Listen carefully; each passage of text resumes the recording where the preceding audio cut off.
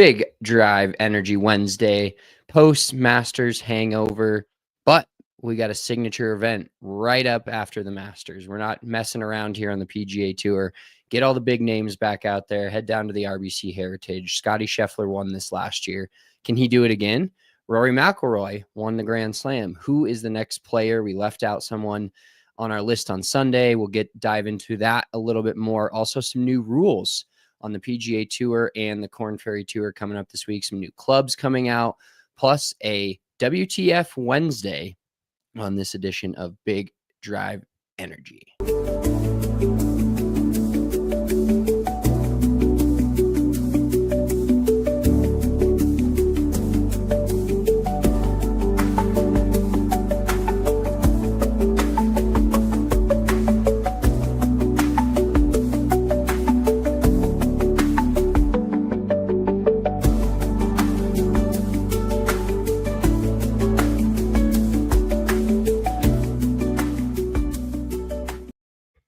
Big Drive Energy Wednesday. It is a beautiful day here in the Mile High City. I know you're on the East Coast. I don't know what the weather's like there, but the G is upon us. It is G time, all up in this weather. And then it's going to snow on Friday. So fucking right. That sounds about like Colorado in April. It doesn't. I've just been living in a time warp. Like, I cannot believe it's already like past the middle of April. We're closer to May now than we are March, which is just insane. It feels like the time has just absolutely flown. Yeah, it's pretty cold here today, but it's supposed to warm up. I'm playing golf on Friday. Shout out our boy Greggy G. Greg is taking a train and just doing some heinous shit to get out of the city to play golf. I personally would rather never mind. There's a lot of things I'd rather do than have to get on a train and then Uber to a golf course from New York City. But, that's just me. I am playing golf next Tuesday as well, so that'll be fun. And then Missy and I are coming out to Colorado. I'm coming out Thursday. She's coming out next Saturday. So we're going to be out there shortly. And I don't know if we're playing golf or what the story is, but yeah, it's a little chilly here today. Bringing it back to the weather here. I am a little scatterbrained, if you couldn't tell. Just got done with a bachelor party, and those usually take like a full 2 to 3 days to really reset. When you're in the middle of it, it really does feel like you're at war, like you're in a battle, like the most fun battle you've ever been in. But at the same time, like the anxiety level just rises on the last day. You're like, do I drink? Do I not drink? Do I kind of postpone the scaries till the day that you fly back, till the day you leave? And then I've got a great What the Fuck Wednesday for later that happened like right after we got off our Sunday afternoon Masters pod. So it was a hell of a weekend. We were in Lake Norman, North Carolina. It was badass Airbnb right on the lake. But the problem was it was like 60, 65 degrees the entire time. The lake was freezing. Actually, a couple of the dudes went out and did like a cold plunge. They jumped in the lake. I was out on that. I got in the hot tub a couple times, which was nice. But then even the pool was fucking super cold. So there wasn't a lot of swimming to be had, and for me at least. I don't know. It was a very good location, but it's so tough when you're like the Uber drive from the airport to there was over an hour away. And that is my only gripe with like when you do a bachelor party is I want it to be relatively close, I guess, to where, and if I have to fly somewhere, then, it's a 3-hour flight or a 2-hour flight and then an hour Uber. And it just feels like it drags on. You know what I mean? Oh yeah, absolutely. Like my bachelor party we rented cars and then those cars stayed at the golf course the entire time after the first night, but it wasn't too bad Ubering around. It just, the Uber scenario, and you obviously don't want to drive drinking, and there just needs to be like a massive drink and drive. Yeah, there you go. Drive after drinking, I should say. There you but go. It's just a big mess, and you almost need like a shuttle at every bachelor party, but then it's so expensive and it adds so much to the cost for everybody to go out there. So it really is quite the conundrum of bachelor parties. Speaking of bachelor parties, the one I'm going on in May, kind of speaking to your pool and swimming. Let me read the exact text because it was fucking hilarious. So we don't have a pool. It's in Mesquite, Nevada, and it's going to be hot, but it's I can't find it. But basically, the long and the short of it is we don't have a pool, and somebody, like, a bunch of people are bitching about this, and we've known about this for months. I didn't really know if we did or didn't. I, like, when they send the Airbnb out, I'm like, hey, if I have a place to sleep, I could care less. Just tell me how much to Venmo and where to Venmo. I'll send it. So we don't have a pool, and a bunch of people were like, fucking hot tub, a river, anything. And then our buddy Chris, who you know pretty well, Chris Bame, goes, boys, because it's in Mesquite, so a lot of casinos. He goes, we're going to be gambling every waking second that we're not playing golf. So no time to get naked in the pool with the fellas. Like, they got AC at the fucking tables. Yeah, we have to. And the casino, I'm really excited to go to Mesquite because I've never been there. But it really, as it's been described to me, it's very, oh God, not Canyon City, Central City vibes compared to like Blackhawk. And Blackhawk isn't this hoity-toity place, but you've got, Maristar's really nice now, Monarch's really nice now, but then you also have those dingy casinos where it's like $2 tables and the fucking dealers are also smoking cigarettes. You're smoking cigarettes, like just that feeling. And I've gotten that in Vegas. I've been to the Hooters once or twice. And then also when I went to and stayed at Circa last time I went to Vegas, they have the D and a couple other things in Old Town, like downtown Vegas, that are very small casinos or, old school casinos where it's not like your fucking Caesar's Palace or anything like that. Did the real Caesar live here? But it's nothing like that. So I'm excited to go gamble in those places where it's just feels like old school. And then we're playing 36 on Saturday and 18 Sunday. So I'm going to be, it's going to be rough sailing. I can tell you that I've been to Mesquite. It was probably 7 or 8 years ago. But it is 100%. There is not a single like high-end casino in that joint. It feels like you're like taking a step back into the 80s or the 90s. It's very like old school desert vibes. Not necessarily bad by any means, but yeah, there's no high-end resort casinos in Mesquite, Nevada. So that is definitely a curious choice because that's also like an hour and a half drive from Vegas. So I guess you can fly into Mesquite or you can fly into St. George, but either way, it's kind of a desolate, less than ideal location. But I guess any golf trip, generally speaking, is that way. Like when we went to Whistling Straits, it was a 2.5-2 hour drive from Milwaukee. And I guess unless you find a smaller regional airport, they're all it's kind of a drive, but the drive is like the worst part. Like I just want to be at the airport, 15 minutes, hop on a flight, be back instead of, oh, I got to catch an Uber 3 hours before my flight. It almost takes up like the entire day. But on the subject of Ubering, do you not Ubering? Oh my God. I don't know what the fuck is wrong with my brain on the subject of like, is a what the fuck Wednesday for you? Pretty much 100%. But on the subject of Venmoing, like if you had to pick a line as to where you paid for something at a bachelor party and where you expected people to pay you back. And just to preface this, like we're not money shaming anyone. Everybody's different, but there was a few guys afterwards that like, so Oliver paid for the groceries and it was probably $350. In that case, yeah, you want to get paid back for the groceries, especially considering, we only got stuff for burgers and like breakfast burritos. It was not a lot of food and just a shitload of potato chips and water bottles and then whatever.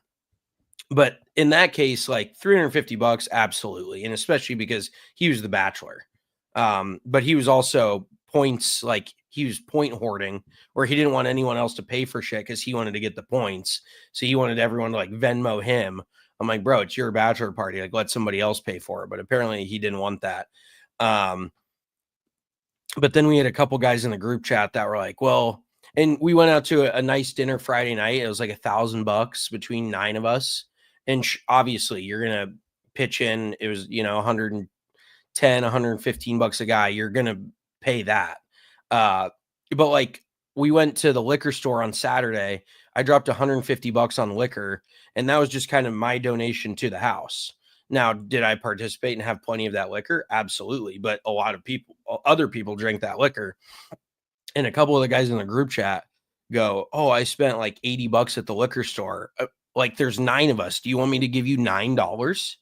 Like I'm not nickel. Like, let's just all understand that it's kind of a foregone conclusion. You're going to spend a couple $100 contributing to food and drinks for the house outside of like meals you go out to eat. But when I spent like 150, $200, and then somebody goes, oh, well, I took a couple of Ubers. They're talking about their Uber back and forth to the airport that only they were in. Like, you want me to split the Uber that only you rode in? That's insane behavior from that person. And like there's 2 dudes that replied in the group chat for that. Nobody else said a word. Nobody else was. And there's a couple guys like the best man. He spent like $250 on barbecue the last day. He spent, probably a little bit more money than the rest of everyone, but that's fair. If you're the best man, that's kind of, expected. But he did not go around asking everybody to Venmo him $20, so I don't know. And it's obviously different depending on what financial situation you're in. But at the end of the day, if you're going to a bachelor party, you got to be prepared to spend a little money. Like this isn't bachelor party on a budget here, unless that is prefaced in advance. But like, if you kind of know what you're getting into and you expect to show up and everybody, and I feel like, no offense, but I feel like women are really that way. Like they'll Venmo request you like $6 for a drink they bought you or some shit. As a dude, I'm just like, I'll buy you drinks. You buy me drinks. Well, just like, I'm not keeping score here. Let's just put it that way. So I've basically gone very long-winded on this, but give me your opinion on it. No, I think the way we did the bachelor party we went to together in January was perfect. Splitwise, shout out, no free shout outs, is probably the best app you can use for this, where you can plug it in and say who needs to pay for it and who doesn't. And you can leave the bachelor out of most of the stuff, and you can split, like the way we did it, where we had to take 3 or 4 Ubers to the golf course and somebody paid for them. Like we all split them because we're all taking the same Ubers. And then you just take care of your own Uber from the airport to there or whatever. And then golf was paid for individually, and dinners and stuff like that was all kind of paid for by one guy, and he just plugged it in and it split it up. So I think that's probably the best way to do it. It hilarious that you bring that up, because the bachelor party I'm going to in May, where they were hitting us up to pay for the final round of the Airbnb or whatever it was. And one of our friends, Connor Reddick, was like the last one to pay. And this guy is being kind of a dick. Like these guys, if any of them are listening, sorry, but it's so cheap, dude. They're so fucking cheap. And it's like kind of driving me nuts. Like it's extreme. Can you name drop who's being cheap, or do you not? No, I'll leave that alone. But it's just like pure poverty in this chat. And it's like and we're not money shaming. Like I do understand some aspects of it, but I think the last payment for the Airbnb was $133 per person. And somebody finally, like this guy's shaming the 2 dudes that haven't paid him, which isn't the move. But at the same time, I actually don't disrespect when somebody does that and does the shaming portion of it, because it is really sad when somebody tells you to Venmo them and then you're fucking dicking around. Like that's way worse than somebody being a dick about not being paid. You should be more ashamed for like slow paying somebody than you should be for like, you shouldn't be shaming the dude who's bitching at them to pay them because it's taken him 2 weeks to send you $130. Like, no, yeah, exactly. And I was on the guy that needed the money side for a little bit. He's shaming the 2 dudes that haven't paid, calling them out, telling them they're late. Great stuff. But then the guy sends 130 instead of 133. And the guy goes back in the group chat and goes, you're $3 short. I'm going to need that. And I think was dead serious. Oh my God. I wanted to leave the chat at that moment. I wanted to just exit myself stage left on the chat and be like, I'll fucking figure out my own issues. Yeah. This I'll get into it a little bit, but this whole like, I'm really excited to go because Corey's the shit. One of my best friends. He was in my wedding. They're not having an actual wedding now because she's having a baby. So just the bachelor party and bachelorette party. Great setup in Mesquite, Nevada. 3 great rounds of golf. But like these guys, man, it's fucking unbelievable. Like one of the guys didn't want to rent a car and then basically was like, all right, who's going to step up to the plate and rent a car and be sober the whole time? Like said that to the group. I said, I'm like, what are you talking about? And me, Sam, and Austin are going to fly from the Springs to actual Vegas because a lot of the guys are flying into St. George. We're going to fly into Las Vegas, be at the Strip Friday morning for a while until the Airbnb is ready in Mesquite, and then take our own shuttle down. But everybody's trying to coordinate rides and hop in cars, and then is like, oh, who else is going to take one for the team, and then I can hop in. I'm like, dude, take some fucking accountability for yourself. It's so insane that you think somebody else should have the car and then you should be the one that just gets to ride along in it and then probably not Venmo them for gas or the rental car or whatever it is. Like it's absolutely nutty to me. Oh yeah. The actual bachelor party is a blast, but the group, in my opinion, there's nothing worse than being added to a fucking bachelor party group chat. I'm just not a big group chat person in general. Like I go as far as like me and you and a couple of our buddies that we talk sports or whatever. And like our brother's fantasy football league. Sure.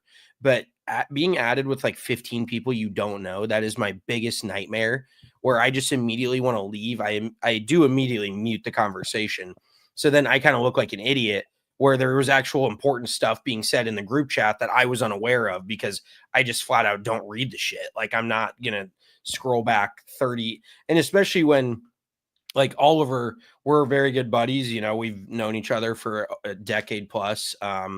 But I don't know a lot of his childhood friends. So I don't know any of these dudes. And they're like, I don't know all their inside jokes and all the stupid shit they're saying.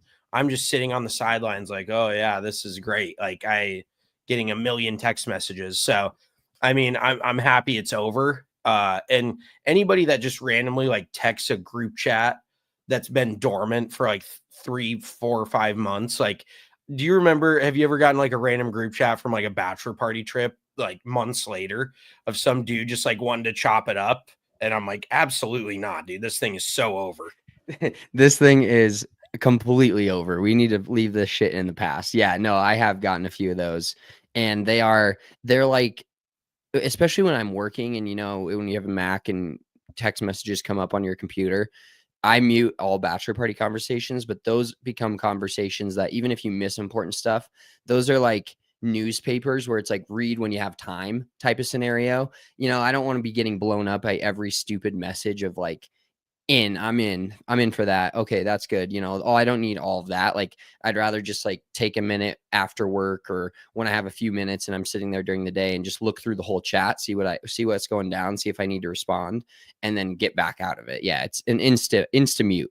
Yeah. Oh, well, that's one thing that when you're sitting on the toilet, you're like, okay, let me go through the group chats. I have one other subject on the bachelor party thing though, and then we can move on if we would like.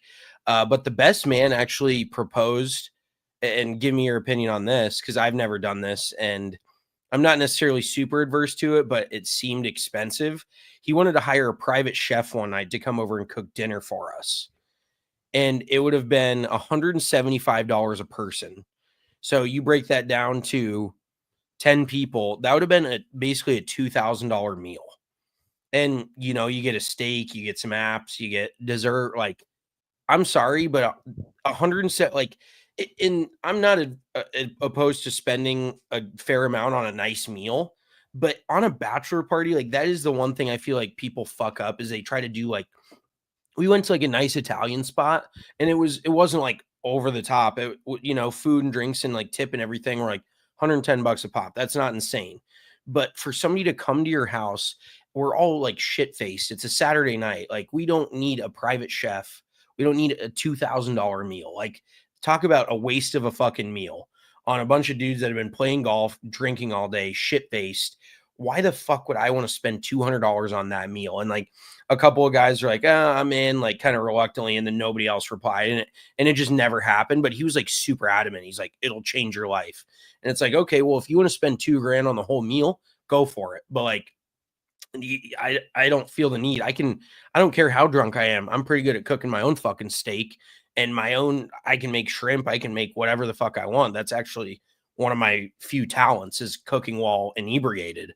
So I was about to put in the group chat, like, fucking give me $1,000 and I'll make us just as good a meal, if not better. So I don't know. It was, private chefs to me, that just seems like an extra, like, over the top unnecessary thing. Maybe because I like to cook, like I have no problem cooking. Yeah, my wife Kylie, she tried to do a private chef scenario for their bachelorette party last year, and it just turned out to be so insanely expensive that it was like, let's just fucking Uber down to the city or whatever it ended up being and go out to dinner versus doing that. Like that to me is, I mean, it's worthwhile maybe, but it's also like you got to have the right group of dudes. Like if you're on a bachelor party with 10 professional athletes that a $200 dinner is like cheap for them, then it's a different, but we're all fucking blue collar. I mean, I say that very, very just regular Joe type people. Yeah. Yeah. Like we're not in the private chef scenario for most of that stuff. And oddly enough, I don't know where I draw the line in my head, but like I do like nice meals and I spend money on like good groceries and I like cooking and shit. But when in my head, I was like, a $2,000 meal for a bachelor party, like that seems ridiculous. And that's where being a private chef, I'm sure you're charging, if you're there for 3 hours, but that dude was legitimately going to make, I mean, the food couldn't have costed him more than $250, $300. Maybe the steaks probably cost, if he was doing fillets, then yeah, I mean, his food cost on that was probably $400. He was probably making $1,500 off that. Like and that's where, like you said, there's levels to this shit. If you're very wealthy and you just want the meal cooked for you, then sure. But I was like, paying this guy fucking $1,500, some random dude in buttfuck North Carolina, like who knows who's going to show up? You know what I mean? It's where I'm not getting Bobby Flay coming out to my house. Like, I don't know. It was just very, very interesting to me. And like, how do you vet these people? And where do you even find like a private chef that'll come to your house? I don't know. I guess that's just unfamiliar territory for me. Yeah, it's definitely out of our normal realm of things that we do. I'm more of a late night through the drive-through type of scenario. If someone's good enough to drive, that's good enough for me. We did a nice meal that ended up being about that same price per person up in Blackhawk for a bachelor party, but it was a one-night bachelor party. We didn't stay there or anything. We went up there early in the afternoon, then went and had a meal, and then went back to the tables. And it was a thing where there was like 14 of us. We asked who actually wanted to go to dinner, said the price out front. Some people went, some people didn't, and then we moved on. Which steakhouse did you go to? The whatever in the Monarch, the new one. Okay. Yeah, it was nice. I mean, it was a good meal. It was insane. Like it was definitely worth your money. I think you and I have been there before, haven't we? I don't think we've been to the one in the Monarch. Oh, yes, we have one time. Yeah. We sat in the actually same room that we sat in. But okay. Yeah, it was fun, and it was the money was worth it, and the food was worth it. But also, it was just like so much that by the time the dessert, when you get these big plate, because you had to do a reservation over 8 people, you have to do a plated. You can't just order like whatever each person wants. Like there was definitely options, but there was like essentially 5 courses that we all just like menu, not a free for all. Yeah, exactly. So that part made it fun, but also there was so much food because when you get the appetizers and you just go ham on those because you're hungry and you're a little drunk, and then big ass steak comes and you finish that, and then they bring this like fire dessert, and I had one bite of it and I was like, I got to be done. I got to push myself away from the table and pause this scenario. There's been plenty of times where I've hated myself, and I would say the most hateful I've ever felt towards myself was 2 scenarios, either after a big steak dinner where I just feel like I'm fucking from Charlie and the Chocolate Factory. I'm that like purple chick that feels like they're about to explode. Or on the 3rd day of a bachelor party when I'm like, what has happened here? What is this debauchery? I not regret, but you just want to be away. You just want to be done with it. You know what I mean? So kind of ties it in a little bit there. Yeah, there's nothing like I want to go back to like a Fogo de Chao or a fucking what is the other Brazilian steakhouse here in Denver? Like I love those meals, Rodizio. I love them. but I have the meat sweats, and then it's just terrible every time afterwards. Like, The amount of meat can't. you can put away is actually obscene. Like I don't understand where it goes. Yeah, it's one of those things, especially now I'm on this diet right now, so a lot of it is all just meat, and then I'm just like, that's all I'm eating. So it's like when I have a meal, I go all out because my snacks are way low and I don't have a lot of options. So anytime I eat a meal now, it's like I've never eaten before. And that's kind of how I am just in general. Anytime I eat a meal, it's, if you look at me eating, it's like you've never, I've been on a deserted island for 30 days and this is my first meal back at the table. I don't know what the problem is, but I just like to eat. Yeah, you were like the king of "Are you gonna finish that?" like type person where if there's like 3 or 4 chicken thighs left, if they're not, they will be gone. If somebody else is not eating them, you will eat all of them. Like do you ever get a point when you're like, okay, I need to stop eating, like I'm full? Because I feel like you stop eating when the food is gone. Like if Yeah, well, we've had this convo before, but it also kind of depends upon the amount of food left over, if it's worth having leftovers or not, because I hate wasting food. It's like one of my biggest pet peeves. So I am like, all right, there's 2 chicken breasts left. Am I going to really bring this for lunch tomorrow? No, I'm just going to house them right now. Or if there's enough left to make a legitimate meal for lunch the next day, I will absolutely stop myself, say, hey, I'm actually full, and then go on to put that in the fridge and potentially eat it the next day. But I try to not eat it the next day because I'm eating the same thing back to back days. So I push it a day out, and then it gets close enough where I'm like, oh, I got something else. And then I end up throwing it away later. But most of the then time you I'm pretty forget good. about it and it's in there like 8 days later and you're like, "Oh, is this okay?"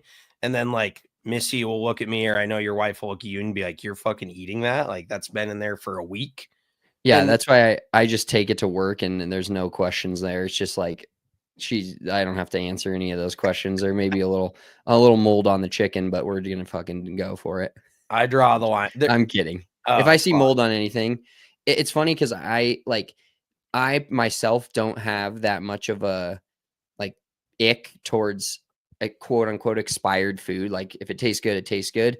But ever since I had a kid, and we like can't obviously anything with, even if it's 1 day expired, I'm like, I'm not giving that to him. It's not worth him being sick about it. So a lot more of our food that's expired has been thrown out or potentially doesn't taste good. So I'm getting more in the realm of that. But like our mom, I mean, fuck, who knows what's in that fridge? Shit, like our aunt and uncle, we went to Iowa and fucking stuff's in the fridge from 2005 and like beers. Like it's I think it's just the older you get, the less you give a fuck. But with a 1-year-old, I'm not gonna chance that. It's not worth the $3 that I paid for it. 100%. Yeah, I agree. Should we get into some golf? We're like 27 minutes deep now.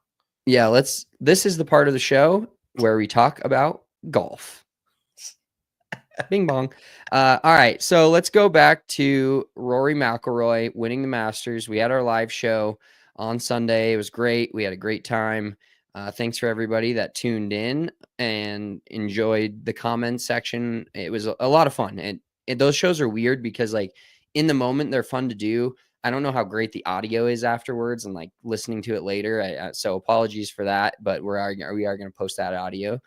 Thanks for all the downloads. If you're watching this on YouTube now, like and subscribe, give us that thumbs up. We'd appreciate it. But Rory McIlroy wins the Masters, and we kind of touched on this.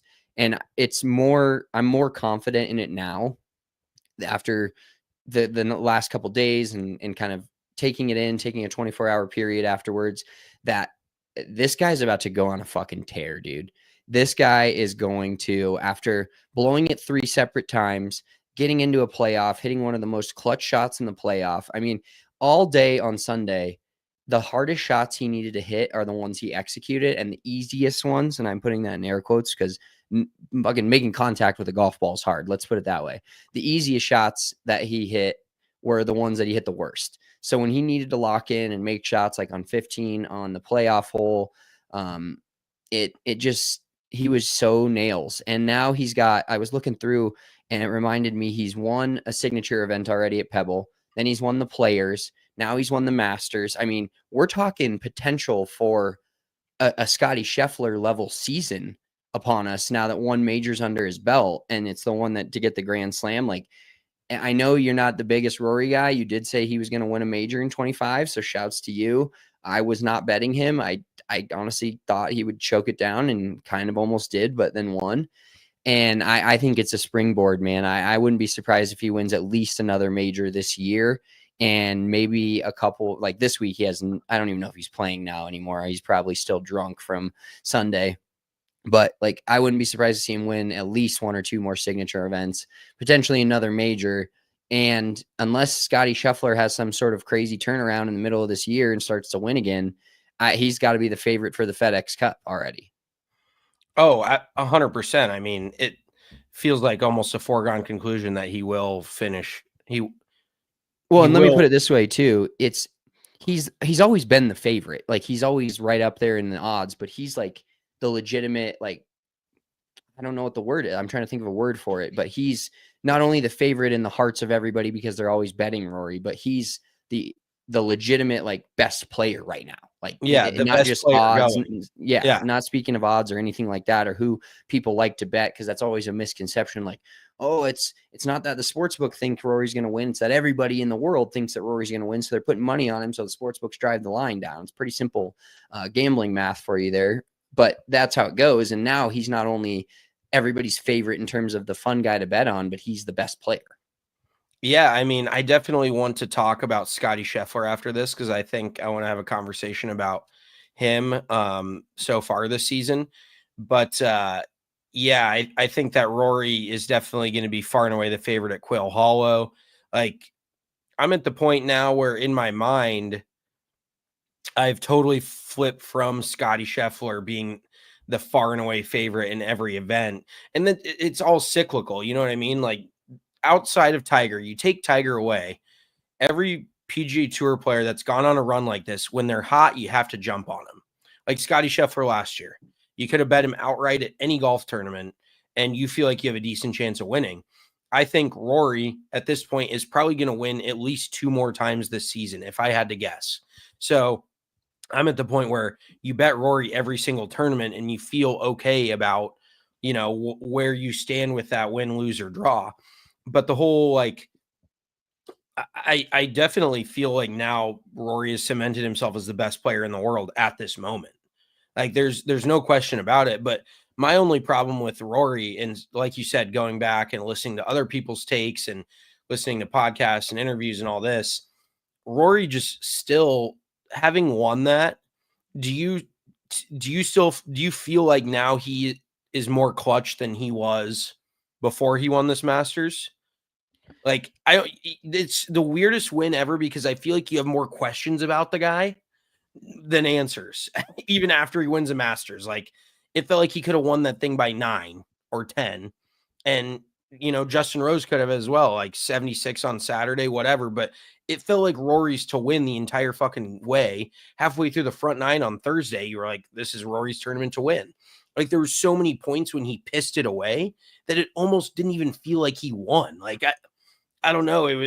He snatched defeat from the jaws of victory so many fucking times that it's like this weird. It was like the most deflating win. Like, I didn't see it as like a build. I don't even know how to put it, but in my mind, it just didn't feel like he slammed that door open. You know what I mean?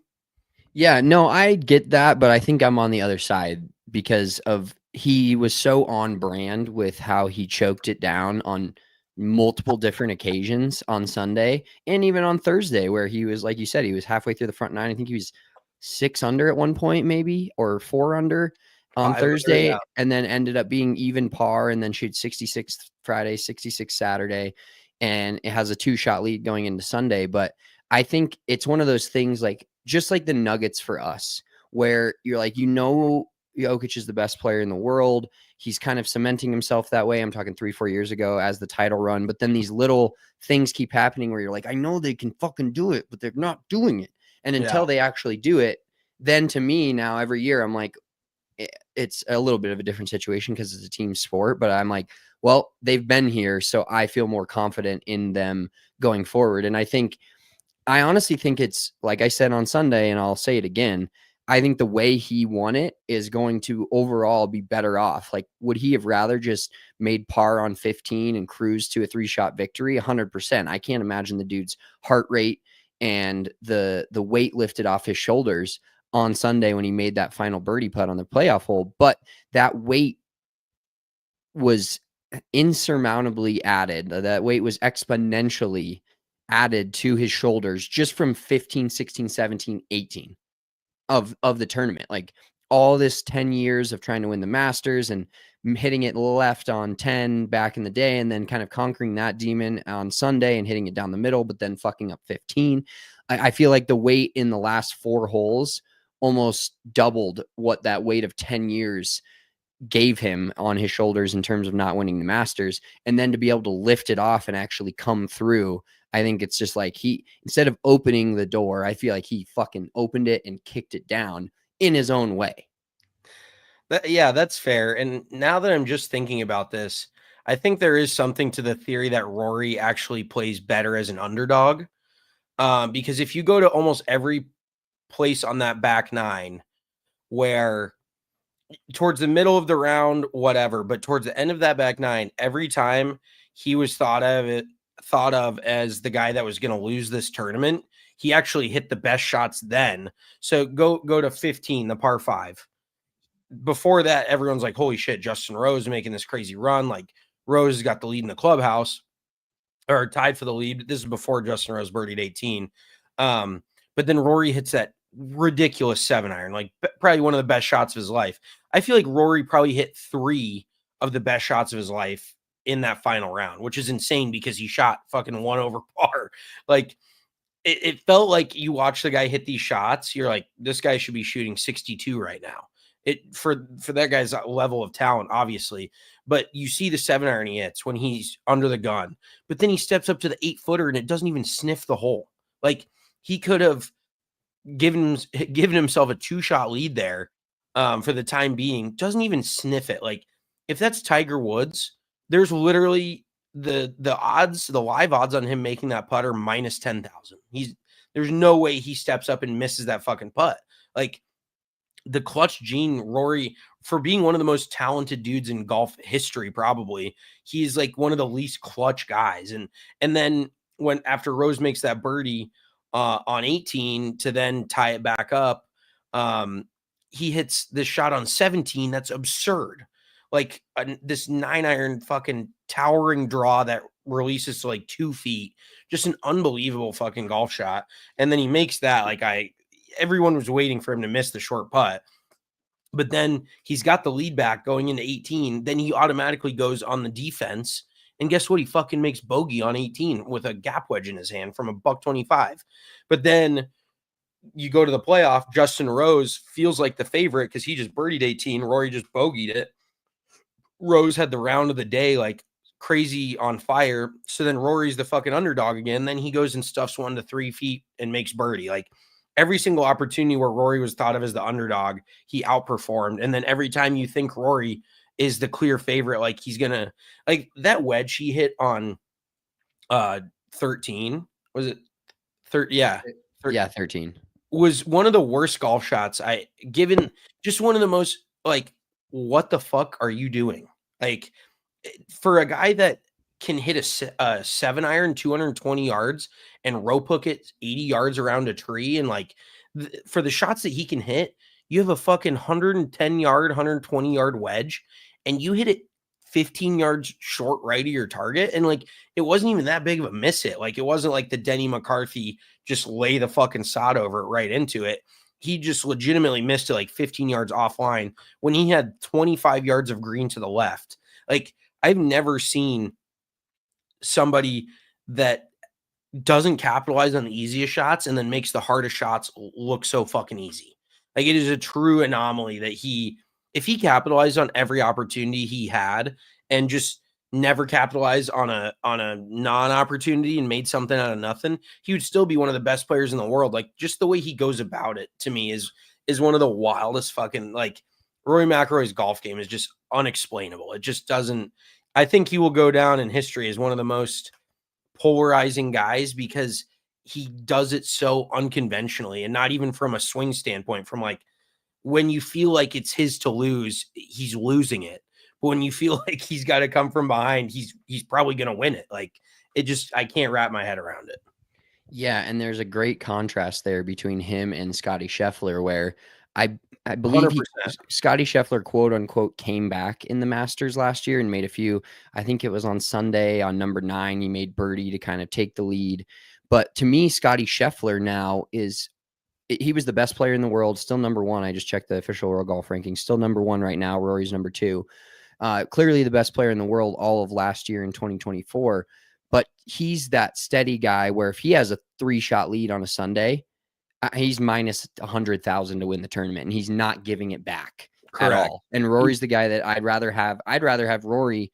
If I was picking a perfect win for Rory on Sunday, it would have been immediately starting by flip-flopping Bryson and him being 2 shots behind Bryson to start the day.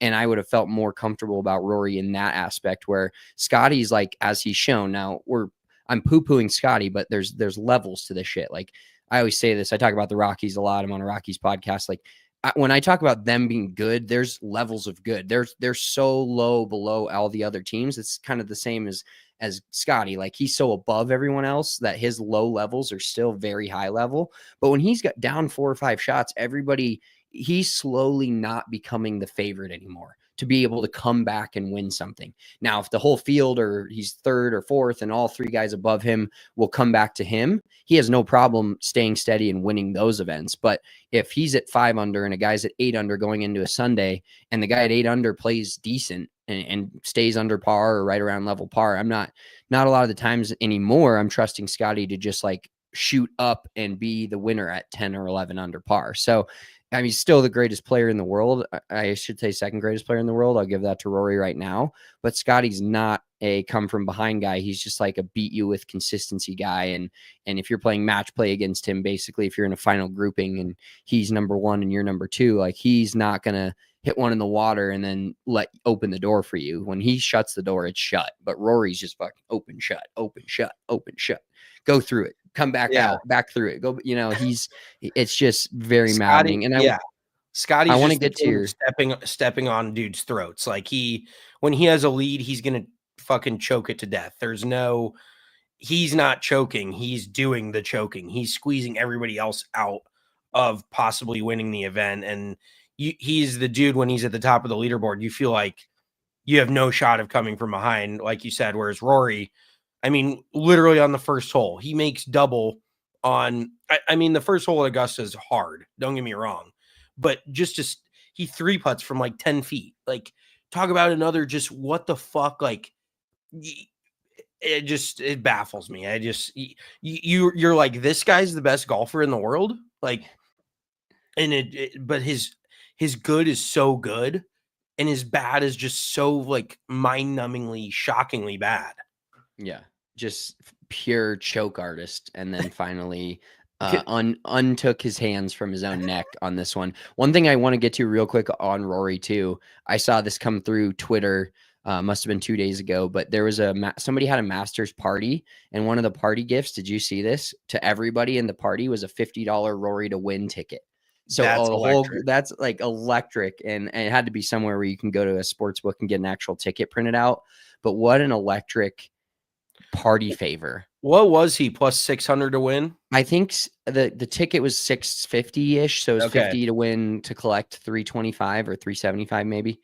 Something like that. But still, like, what an electric way to get your whole fucking party galvanized behind one guy. And then for him to win it like that, and the roller coaster of emotions, much like the bachelor party that you were at and the guys that were watching it around you, that was fucking hilarious. That was like a great setup, dude. Like, I know you wanted to be alone, but once those guys started hopping in, I really enjoyed that part of it. Yeah, I mean, Oliver said a few questionable words. Definitely glad I was talking while he was talking, because I was like, I hope nobody heard that shit. But let me test the win conditions on this one as well, because I might be super off base and I might just be a Rory hater, but that celebration like really turned me off. Like, it was so poorly done. And I know, like, when you celebrate, you just black out. Like, there's no controlling what you're doing. Like, I probably would have pissed my pants. Like, I don't know. It's just, obviously you're not super in control of your body and you're not thinking of how you're celebrating. But like when he drops down into the fetal position on the green and he's bawling, he looked like your son if you just didn't give him another basketball for the 8th time. Like I was just grossed out by like a grown man. I'm like, you're in your mid 30s, and don't get me wrong, he has all the pressure in the world on him, like absurd. And he finally got the proverbial monkey off his back. Like he won his grand slam, but like just even in the Butler cabin, like he's still fucking sniffling. I'm like, dude, have some pride. Like you should be beaming with like pride in yourself and like not like the whole in the Bubba Watson thing. Like when he won it, he was just a fucking mess as well. Like blubbering, fucking snot running down his face, like an 8th grade or an 8-year-old. Like that shit turns me off. I have no problem with a grown man crying. Like I will cry from time to time, low key. Not low key. Like I'm not a dude that thinks other dudes should not cry, but the way you go about it, like I honestly, as the kids say nowadays, that was zero aura for me. Like his celebration made me think less of him. Let's just put it that way. And tell me I'm completely off base here because I just watched it and I was like, ugh, like this is just not like you watch Tiger with the legendary fist pumps and like even if he's crying, it just felt so real. And Scotty doesn't really celebrate, so you can't even really count that. There's just dudes that have done it so much better than he did that. I was like, oh, just stressed me out. Yeah, no, you're not off base there, but it's definitely that feeling from you comes from where you think of what you think of Rory before, because there's so many people out there that would fucking vehemently disagree with that take and say you're a fucking asshole and you don't care about emotions. So but I do see your side of it. I really do. And the celebration for me, to me, that's a little like cringy for sure, but I also have never remotely been on the fucking plane of what he's feeling in the 10 plus years of that. And so yeah, I'm gonna sit out on this one. I'm gonna take the easy way out, but I do understand where you're coming from, and I don't. It's so shocking that you don't have a strong take on something. Like that's so unlike you to just. I mean, if I had to say, it was a little bit much. It was like, all right, dude, this is kind of crazy. Like the throwing if I had to pick one, like it looked like a toddler's temper tantrum to me. Like I'm like, your wife and kids got to watch you do that. Like, I don't know. Yeah. And I know I sound like an asshole right now. Like I have no problem sounding like an asshole, but it did like gross me out a little bit. Just the whole thing felt very manufactured. Real quick though, I do want to get to, before we talk about the next potential Grand Slam winners, I want to get your take, and you sent me this yesterday. I watched the video. Was it Trevor Immelman who went in on Bryson DeChambeau, or was it who was Nick that? Faldo, I think. Nick Faldo. So I want to get your take on that. There's a video of Nick Faldo on a podcast, even worse audio and visual connection than ours, talking about Bryson DeChambeau kind of choking. He had a 2-stroke deficit to start the day, then came back and had to lead. You're talking about I heard Faldo was going in on DeChambeau the entire final round. Like, well, that's what I mean. I'm saying, yeah, I'm setting the stage here for you to talk about it. Faldo's basically saying that Bryson is so up and down, kind of like we just talked about with Rory, and that he has built this whole golf game on being aggressive, and then he hit an iron on 3 after he had taken the lead from Rory when he could have drove the green. And I just wanted to talk about that because it's a very interesting side of the story where Bryson's not going to get a lot of hate because he won the US Open. Everybody was like, oh my God, he beat Rory. He's this incredible golfer, and he's a YouTuber and done a lot for the game of golf in general. But he was kind of going in on him, just talking about how he basically, for lack of a better term, bitched out on Sunday, hitting iron on 3, and then just continued to kind of falter and not play big and aggressive like he's built his entire persona on. Yeah, so it was actually Padraig Harrington that did That's this. who it was. Okay. Yeah, because Faldo was going in on him. Third time's a charm. Yeah, Faldo just like I think genuinely hates Bryson DeChambeau, and maybe it's a Europe versus a US thing, and of course Faldo's going to take Rory over Bryson every day. But yeah, Faldo's definitely got a little bit of the Johnny Miller, like I'm the fucking man and what I say goes kind of vibes. So that's meh, Sir Nick Faldo, who gives a fuck. But I actually like Patty Harrington. I think he's great. And yeah, his words exactly were, Bryson's always trying to be somebody else. Like that is one of the most, I don't know if there's many things that somebody could say to me that would offend me more than that. Like that is fucked. And I mean, I don't see that. Like, I feel like the exact, and maybe this is Padraig being a European guy, kind of having some, unbridled hate for Bryson DeChambeau because he's beat Rory, and who knows? Like, some guys just don't like Bryson, and that's okay. But I would say that Bryson's game has unapologetically been the exact same. The one shot he did hit where I questioned it was him laying up on number 3. But that is such a fucking tough green anyways. Like I thought Rory, it's hindsight's 2020, but where Rory hit his tee shot on 3, I was like, he's making bogey from there because he's got like this sliver of green to work with. It's 30 feet above him. He can't see the flag. He's bumping it into the hill. Everything is working so severely right to left. Like you have such a small chance of getting that close that I actually thought it was somewhat smart of Bryson to lay back on that flag, unless he just pumped driver like up to the right center, like fat part of the green. But even then, you're probably 3-putting that, if not putting it off the green and then making 5 that way. So I thought those comments were a little weird out of Padraig. Like Bryson has, if anybody has an identity on the golf course, it's Bryson DeChambeau. Like he laid up on one hole because of the pin location. I don't think that changes anything about his golf identity. Like that was very weird to me. But while we're talking about this, because we did not touch on this, what did you think of Bryson saying that Rory didn't talk to him and like people were, it sounded like he was like bummed out by it. Like Rory didn't want to have a chat with him. And there's obviously been millions of takes about it online afterwards. So what did you think of it? Like if you were in that position and you were Rory, what would you be doing realistically? I kind of thought about this, and I saw Ben on tweeted about it that he doesn't talk to other players either. To me, the initial reaction, I was like, oh, that's kind of lame of Rory, but I also get it. Like I get where he's at. I feel like Rory before, maybe 10 years ago, before he had even tried like his first Masters, let's say, trying to win it, or after he had his first attempt at the Grand Slam, let's say, and certain parts of the round where like he would have been chatty. He seems like that kind of guy. But I also think it's, I from what I see, I'm not on tour, shocker. And we've been to a few tournaments here and there, but from what you see, a lot of the tournaments, like guys will walk down the fairway together and chat it up. And some guys, I think it's just a personality thing. I think some guys like to be loose. Like I'd much rather chat it up and be friendly with the people, even though I'm competing against them. And then when I hit the shot, I'm locked in and then go back to being semi-friendly. But I do think the whole live part plays in it. Where Bryson's gone, Bryson beat, like if that's Justin Rose and Rory, Rory's chatting him up the whole day. So I think it's just, there's a lot of different layers to that where it did come off as a little lame off the jump. I was like, that's kind of lame of Rory, but I get where he's at and needing to be locked in. I don't think that changed. Like, I don't think you have to be a dick like that, but yeah, and Brendan said the Tiger used to do that all the time.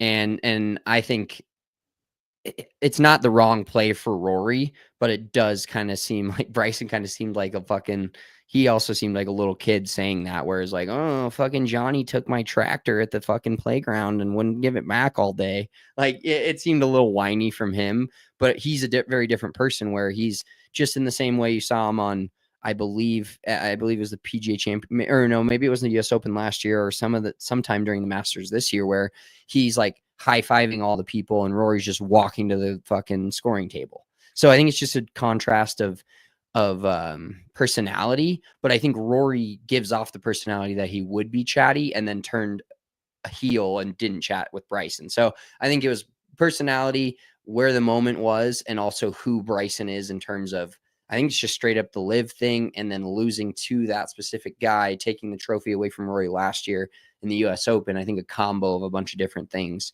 So I don't hate it from Rory, but it is, once again, just a little lame.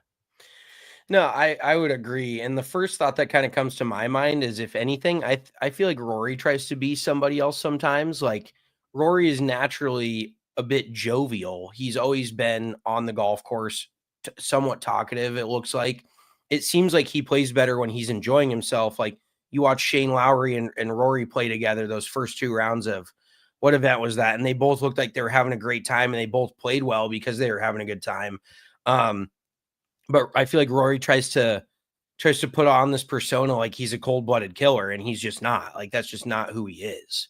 And Bryson owns the other side of it, where he's not the cold-blooded, like, I'm gonna fucking neither of them are Michael Jordan, let's put it that way. But I feel like Bryson owns the way he is, wanting to interact with the fans and have fun and like crack jokes and this and that. And I think he needed to understand where Rory was coming from. But I really do think that the comments that Bryson made were like, I played poorly and I want to deflect onto talking about something else. You know what I mean? He didn't want to go into how much he struggled. And even like Shane Lowry talked about it after Saturday. Like, they interviewed Shane right after his round when he said he didn't finish well. And they were asking him questions about Rory, like, how stupid is the fucking media? But he was like, I really could use like a 15 to 30-minute break, because I bet Bryson would have taken that back. He wouldn't have said anything about Rory not talking to him. But it's one of those where you play like shit and you just start pulling stuff out of your ass. You're like, God, my left shoe just doesn't feel right. Like, my fucking playing partner didn't talk to me all day. You're like, what the fuck? Like, who cares? Like, it's such a non-story, but it's just in your mind, you're still processing everything. So I don't really knock Bryson for that, but I just think it's funny that Rory's like, oh yeah, like, Tiger didn't talk to anybody. I'm not going to talk to anybody. Like, you can be your own dude, and that's funny enough. Padre Harrington says that about Bryson. I feel like Bryson was himself more than Rory was himself. Like, and you could tell every time Rory, because when you're silent and you build up all the, at least for me, like, the more quiet I am and the more serious I'm taking around, generally it doesn't make me play better. Like, you only need to focus on the 30 seconds before your golf shot, and that's it. You don't need to be locked in on one thing for 5 fucking hours. Like, that is so hard to do. And if you play better that way, but we've seen that Rory's played great golf not that way. So I don't know. It definitely was something that I think Bryson would take back. I was just like, I don't know, like, Rory, once again, and maybe it's just because I don't love the guy, and I did say he was going to win a major, so I'm not discrediting his play, but just the personality thing just kind of rubs me the wrong way. Like, this sounds irrational, and you tell me if I'm wrong, and this will be my last Rory thing, then we can move on.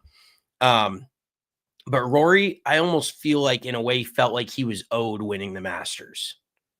Does it, like, No, you're not wrong at all there. Like, I feel like he finally felt that way. Yeah, like, the golf gods finally gave him one. And I'm like, nobody owes you anything. I don't know. It gave me the killer mentality really only worked for Jordan, Kobe, Brady, and Tiger. Exactly. Like, you're either born with that or you're not, in my opinion. You're not some guy that can become a cold-blooded killer. Like, that's just not who Rory is. And you look at him, he's a fucking 5'8" Irishman. Like, what about that is imposing and scary? If anything, Bryson could be the guy that's bigger and, stronger dude that you'd feel like could be actually intimidating. Rory, like, and then in Butler Cabin, he's just still like fucking huffing and puffing. And like, I'm like, dude, you act like, yeah, that was kind of my final take, was like, it felt like somebody owed him something and he finally got it, as opposed to him actually reaching that pinnacle and doing it. It felt like he was like, finally they gave it to me. Like, I don't know, dude. It just turned me off. It was not for the cinematic final round that it was, and the back and forth, and then Justin Rose, and like, I don't know. And there's so many points, like, realistically, where Bryson could have gotten himself back into it. Like, he had a shot on 15. He was only 3 strokes behind at that point. If he would have made eagle, he would have gotten a 9. He could have hypothetically birdied 17 and 18, saying 4 under in the last 3. But there was just so many scenarios during that final round where it could have ended up completely different. And Yeah, it was a great Masters. Don't get me wrong, but everyone, it's like that thing where everyone feels almost bad for Rory to the point that they're rooting for him, and I don't think that's how.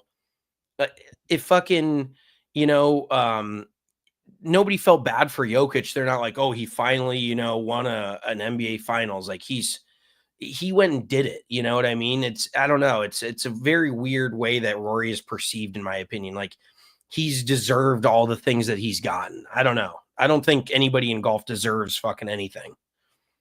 Yeah, no, I completely agree with that. Let's switch gears a little bit and talk about just kind of going back to our take of Xander potentially being the next major championship Grand Slam winner. And then we got we got talked to by our buddy Jamesy, who was like, hey, no, Jordan Spieth is next. And realistically, Jordan Spieth is only one away. But I'm going to give you a guess. So this year, the rest of this year, everybody's talking about the Grand Slam, and it was a thing, and it's 10 shots at it. Rory finally got it. But this year, we're going to have 2 tournaments where there's a potential for a guy to get two different guys to get a Grand Slam. We know one is Jordan Spieth. He's got to win the PGA this year. But there is one other player that needs one tournament to win the Grand Slam this year. I'll give you the tournament. It's the U.S. Open. If this player wins the U.S. Open, he wins the Grand Slam as well.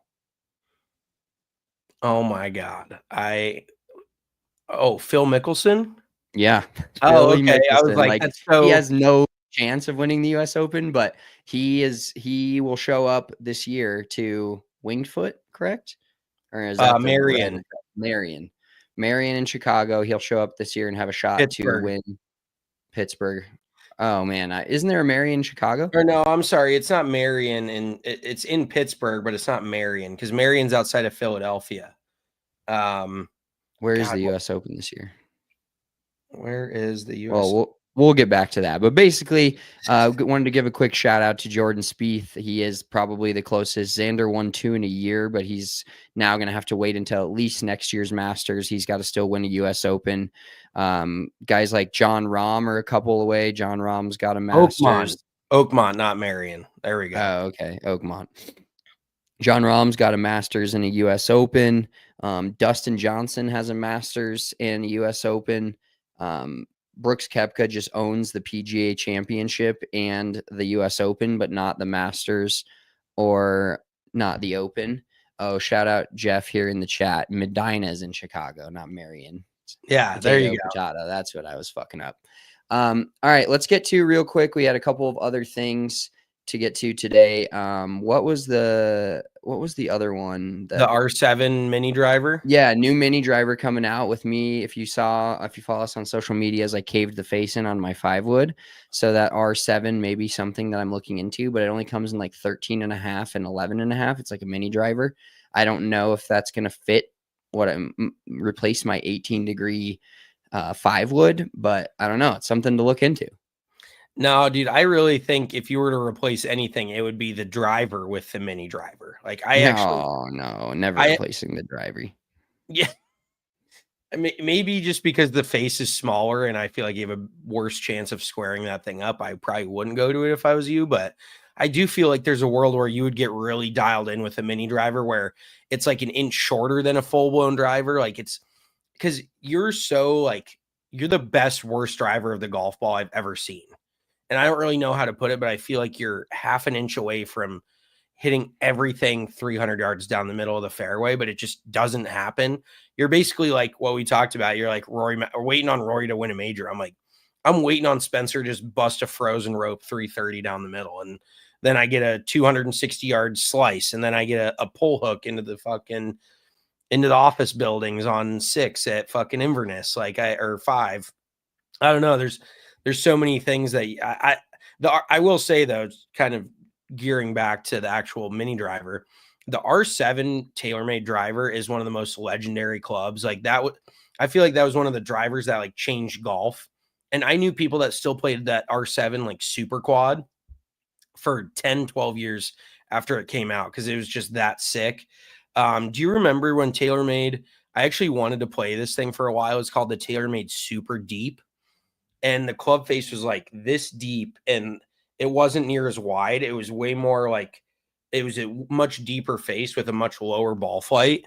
And that thing just looked so freaking sick.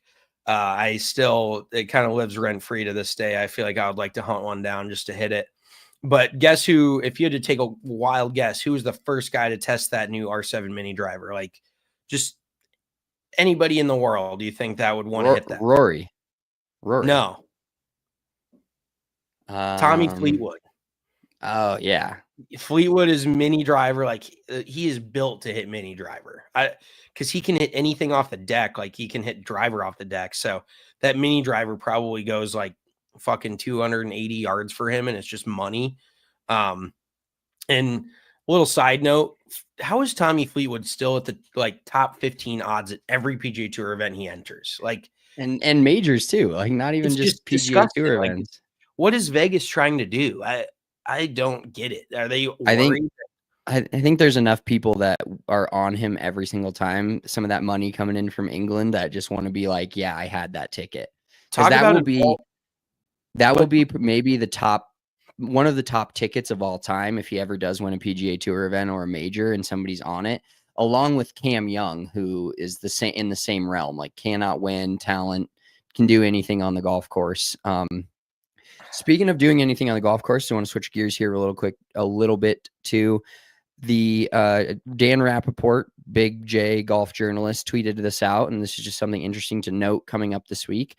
The RBC Heritage, a signature event right after the Masters, will be the first time rangefinders are allowed in PGA Tour competition. So that'll be very interesting to see if that speeds up pace of play, how the players like it, what the dynamics are like on the golf course for the caddies. And then new penalty stroke testing also in play in the Korn Ferry Tour this week. So a couple different items this coming weekend for pace of play. I mean, I think the rangefinder thing is mostly pace of play. It seems like a silly rule that you can't use them, but I'm very curious to see how this pans out, because to me, they don't like the caddies have all these numbers and they know every single spot in the green books and this and that. Like, I don't know. To me, it's not going to help as much as I think as the PGA Tour thinks it is, but it's also just a very easy, hey, we're trying to do something here play. No, I think that the PGA Tour thinks it's going to help, but I definitely think there's still going to be those assholes that get their rangefinder out, shoot the number, and then still step it off to the nearest sprinkler head. And they're like double checking their number, like a fucking Bushnell is not going to give them the right yardage. In a vacuum, I love it. Like there should be no reason, if everybody can use a rangefinder, then it's equal playing field. Like what can it possibly hurt? And obviously you can't have slope. And in that case, there is some calculations to do, but in a vacuum, it should be very helpful. Like you see the number, you have the number, you fucking hit at that number. You know, maybe you have, what's a number to this bunker or whatever. Like you have another quick number or two to grab, but you don't. And where it'll benefit you the most is when you're 70 yards offline and your caddy's got to walk over to the other fairway and then somehow calculate the fucking hypotenuse of this triangle from you to him to what is actually to the hole. Like that is when it's going to save the most time. So, I mean, Sea Island, there's really not much room, or I'm sorry, is it at Sea Island this weekend? I think it's no, fuck me. What's it called? It's Harbor why Town? Are we so bad at this? Is it Harbor Town? Yes, Harbor Town. Thank you. Sea Island, Harbor Town are kind of the same thing to me.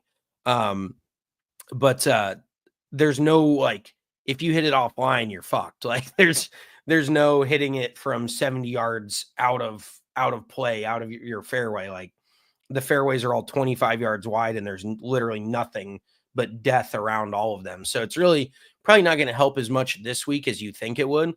But another underrated part too is like being on the tee and being able to shoot the tree through the fairway.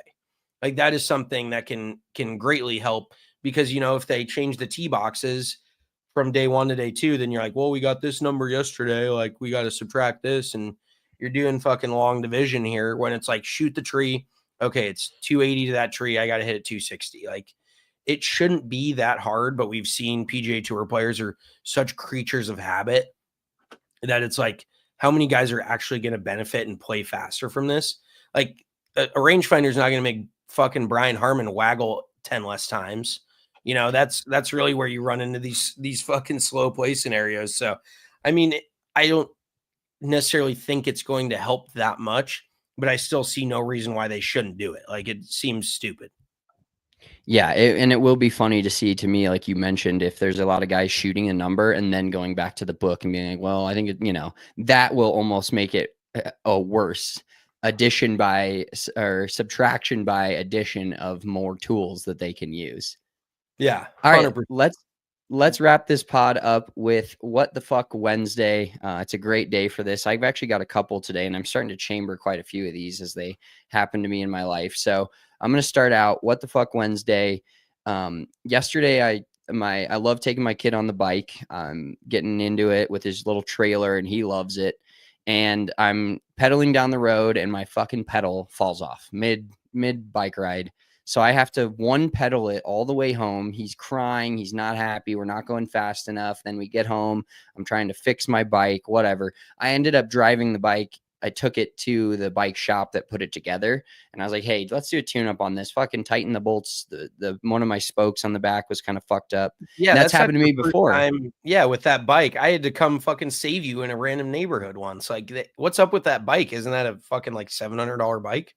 Yeah, it's just the screws aren't tight enough. Like they put it together and maybe they were just doing it too fast and didn't put all the bolts in correctly.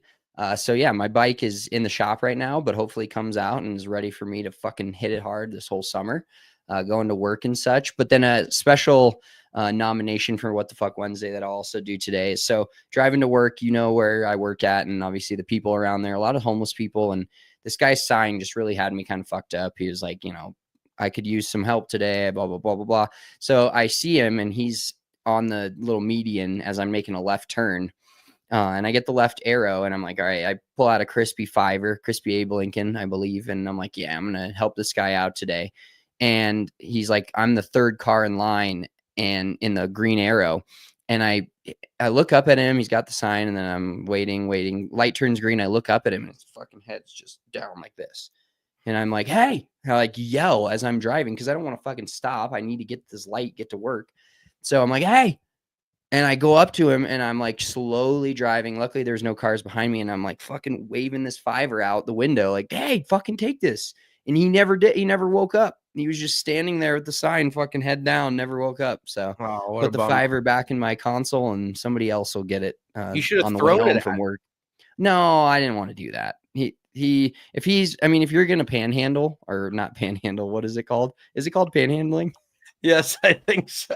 If you're going to panhandle, fucking head on a swivel when somebody's trying to give you some money. Like, come on. I do have compassion for them, but like, come on. Rule number 1 of panhandling, be ready to receive free money. Yeah, exactly. I was like, what the fuck is this? That's day 1 shit. They teach you that early. That's the syllabus shit. Oh, fuck.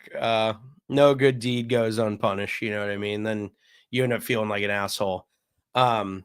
Speaking of feeling like an asshole, my What the Fuck Wednesday is the best man at the bachelor party. Right after we got off the live, 2 of the dudes had to leave that night. And so they had to get their shit out of Oliver's truck because Oliver drove from South Carolina up to North Carolina. And we took his truck back and forth to the golf course along with 1 other guy's. And funny enough, my G4s are still in his truck because the best man lost the keys after he took his shit out of Oliver's truck to pack it up. Like, he was probably the most drunk one there on Sunday. There was two dudes that were the most drunk, or 3 were Oliver, which it's his bachelor party, more power to you. And then the 2 kids who had to leave Sunday night. I'm like, you fucking idiots. I didn't even really realize they were hammered, but turns out they really were, because I think one of them puked out of the window of the Uber like 10 minutes into the ride. So not a good look for them. But basically, this dude gets in Oliver's truck, has his keys, and grabs his shit, locks the truck, and then has no recollection of where the keys went. Like, literally cannot recall. And so Oliver texts him and goes, where are the keys? He goes, they're in the house. Like, that's literally what he said. They're in the house. Like, how non-fucking helpful is that? Oh, so he So didn't lose his own keys. Somebody else lost his keys for him. yes, Oh, I that will would drive say me. I'd be sending a Venmo request for the fucking locksmith for that. he 100%. did. The best man did end up paying for the locksmith. Because Oliver was hell bent on the fact that he like really nobody knows who lost him. But Oliver is assuming that this kid lost them because he was the last one to have them. So then we turned the whole house upside down for 2 fucking hours. Can't find anything. Oliver's like crashing out, screaming at the phone, like fucking raging. And so then he was going to drive us to the airport the next morning. And me and this one other dude, and we ended up having to Uber, which was like a $90 Uber, which is fucking great. You know, nothing like a nice $90 Uber to wake up to.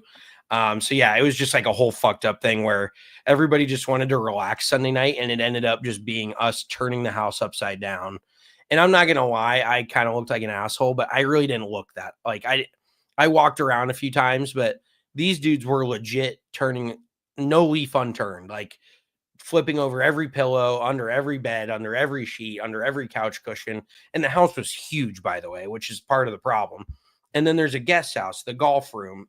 We sat out by the pickleball court. Like they checked out there, and it's like fucking 9:30. And I'm just sitting on the couch. I'm like, I'm gonna go to bed, guys. I'm sorry, but the keys, unfortunately, are not my problem, and they don't affect me. Like I'm gonna have to get an Uber, and it sucks. But yeah, like you deal with this. And then Oliver in the group chat is just like bitching Jake out, like, I can't fucking leave tomorrow morning thanks to you. And like just sending the most like in the group chat. Just His being buddy must have just had to be like so down, just like, oh, already you're coming off a hangover, you've been drunk all weekend, your buddy's just berating you, you lost his keys. That's got to be a shit feeling. I will say though, funny thing is he sent in the group chat when everyone was like dropping their expenses. Jake goes, I'd like the $305 that I paid for the locksmith and an apology for Oliver because I did not lose his keys. And so I really do not know where the key. And then he goes, too soon, LOL. And literally there hasn't been a single reply since then.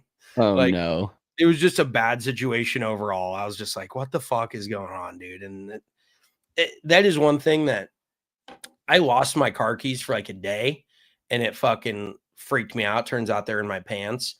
But there is literally nothing worse than losing a wallet or a car key. Like that, it is top 5 worst things that can happen, especially on a bachelor party when everybody's already in a bad place. You just don't want to have to deal with something like that.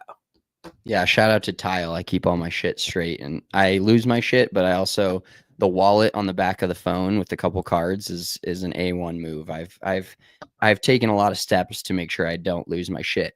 Real quick before we get out of here, I want to toss this up there so it's out there in the world. Our picks for the RBC Heritage this weekend, I have Russell Henley to win it at plus 2,500, and our boy Michael Kim, who's been hot on the PGA Tour, he is plus 400 to top 10.